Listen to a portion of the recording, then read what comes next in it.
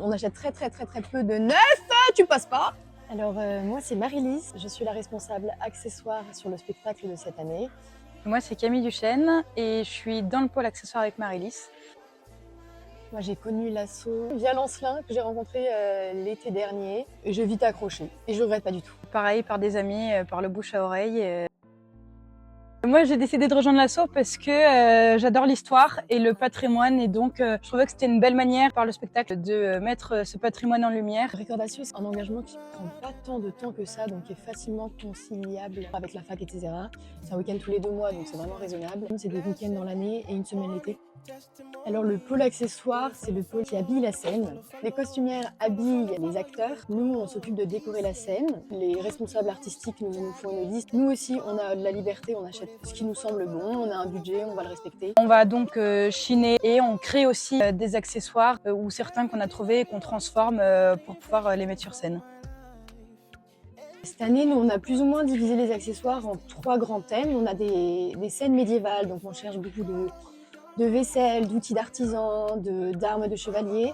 On a une scène qu'on adore travailler, qui est la scène les scènes orientales.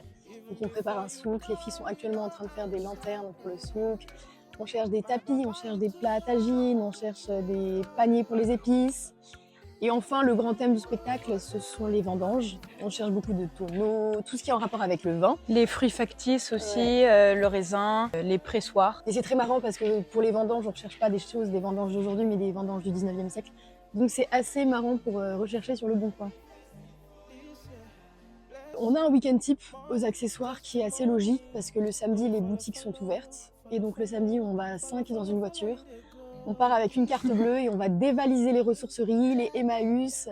On dresse des listes avant le week-end des vides-greniers qui ont lieu dans le coin. C'est notre journée dépense le samedi et ça nous plaît vachement. Et le dimanche, on est plutôt dans la création. Donc soit, par exemple pour les scènes médiévales, de l'alimentaire à faire, on crée en pâte à sel certains aliments. Et sinon, on cherche sur tous les sites d'occasion, on chine un peu sur Internet tous les accessoires qu'on peut trouver.